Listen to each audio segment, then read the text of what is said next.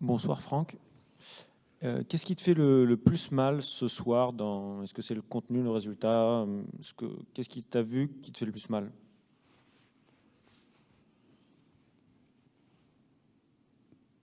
Moi, de faire, enfin, de donner tellement de choses, alors qu'on a plutôt fait une première mi-temps, en tout cas dans le sens de la récupération haut, du pressing, mais après, d'abord, il faut pouvoir utiliser mieux le ballon quand vous avez quand même pas mal de récupération. C'est la première fois qu'on récupère autant de ballons dans le camp adverse et haut cette saison. Et donc, il faut évidemment mieux utiliser ces récupérations pour faire un peu plus mal à l'adversaire. Puis après, on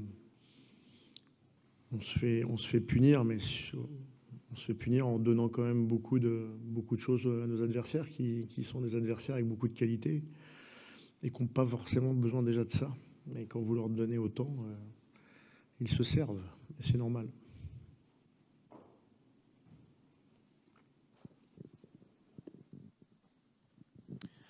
Bonsoir coach. On a l'impression que dès qu'il y a un petit grain de sable, c'est comme si tout s'effondrait. C'est symptomatique d'un petit blocage mental, parce que ça c'est déjà contre Metz, contre Fribourg, ça partait bien, et dès qu'il y a un but encaissé, ça s'écroule.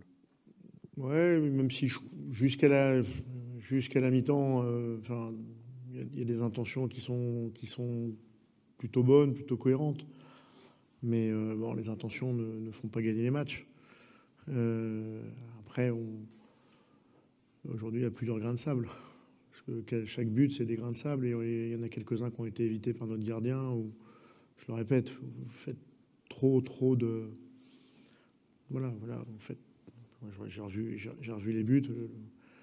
Le premier, c'est symptomatique, puisque, enfin, on avait évoqué ça sur la mise en place des coups de pied arrêtés 3 heures avant le match. Et c'est exactement voilà, une des choses qu'on avait dit sur laquelle il fallait être hyper vigilant.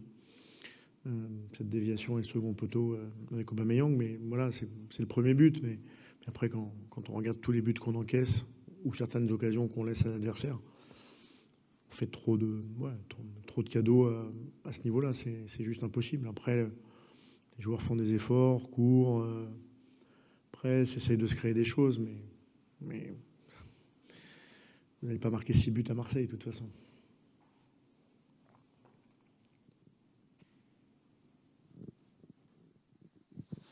Vous étiez assez remonté après Fribourg, après Metz. Là, on vous sent plus... Après Metz, j'étais pas remonté après Metz. J'étais assez déçu après Metz, du contenu. Là, on vous sent fataliste, presque. Ouais. Non, je suis pas fataliste. Il faut juste regarder quand même les choses en face. Parce qu'il y a des choses, en tout cas sur la première période, dans ce qu'on voulait faire, il y a des choses qui sont positives, même très positives. Mais après, il faut que ces choses qui vous permettent de récupérer des ballons hauts, vous avez quand même de la maîtrise, beaucoup plus que depuis un moment. Mais il faut que ça serve à quelque chose. Il faut être tranchant devant. Il faut se créer plus de choses, faire beaucoup plus mal à l'adversaire défensivement. Et puis aussi, je le répète, mais on a fait tellement de cadeaux. Ils sont inouïs, les cadeaux qu'on a fait ce soir. Voilà. Donc après, quand je revois les buts, le troisième, le quatrième, le cinquième, certains sur des pertes de balles, d'autres sur des choses où on est totalement ouvert. Bon, non, on peut pas faire autant d'erreurs sans être puni. Donc, je suis pas fataliste sur les bonnes choses, parce que je pense qu'il y a eu plus de bonnes choses malgré tout ce soir que lors du match de Metz.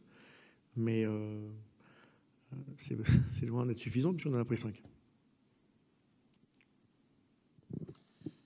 Bonsoir Franck. C'est le niveau global de l'équipe, c'est le niveau individuel, c'est quoi qu'il faut remettre en cause? Ça serait trop... Enfin, c'est notre niveau global. Alors bien sûr, dans notre niveau global, il y a des défaillances individuelles, mais c'est notre niveau global qui est évidemment insuffisant. Voilà, ça c'est... en tant qu'entraîneur, oui, c'est notre niveau global, ça c'est sûr.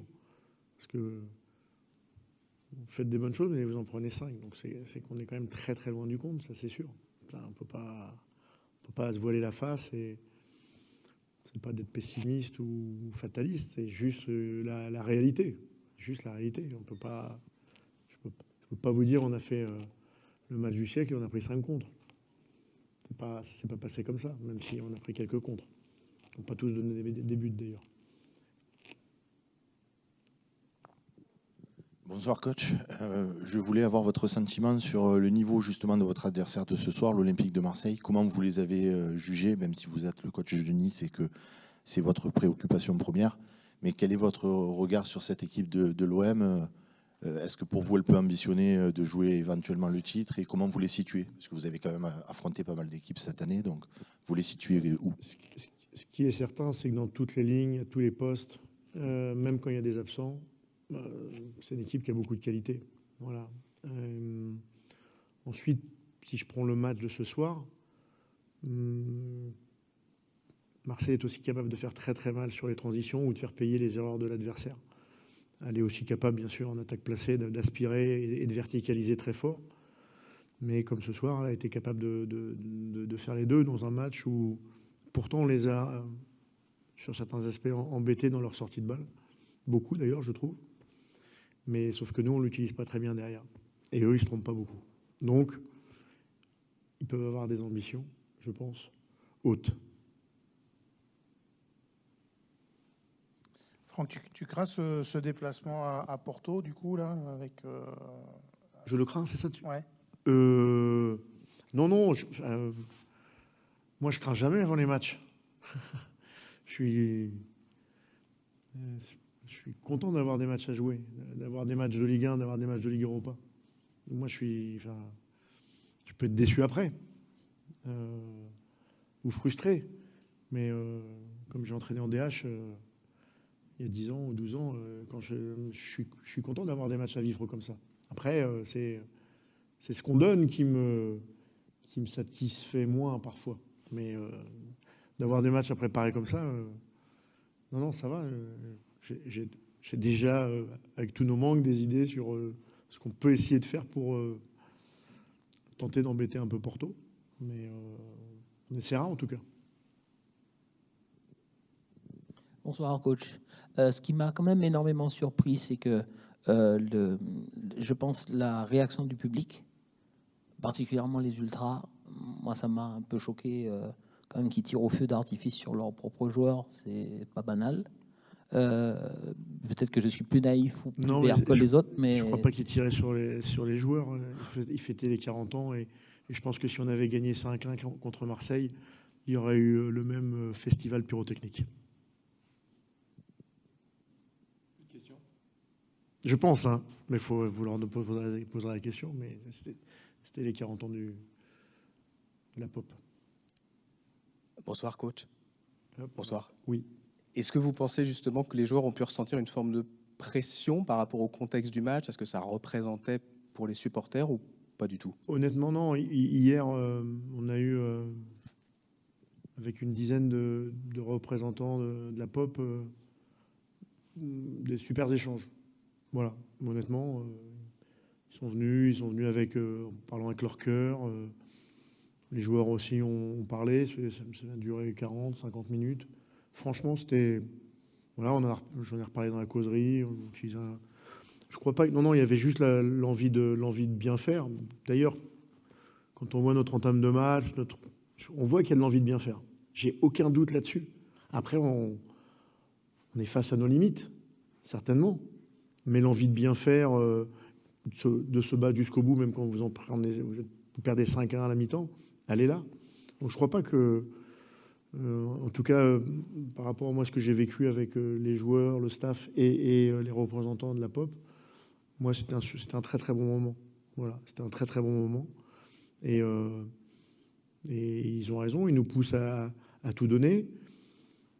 Mais aujourd'hui, et quand je dis aujourd'hui, c'est en ce moment, hein, depuis un moment. Nos lacunes sont trop criantes sur certains matchs. Voilà. Donc c'est juste ça, je pense. Bonsoir coach.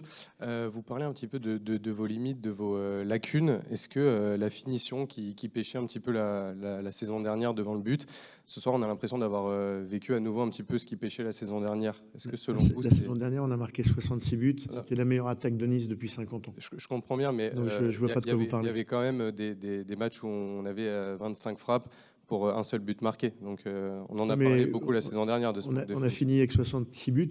Vous pouvez pas me dire que sur la finition, on a pêché l'année dernière. Mais parce qu'il y a des matchs où vous gagnez par un jeu score.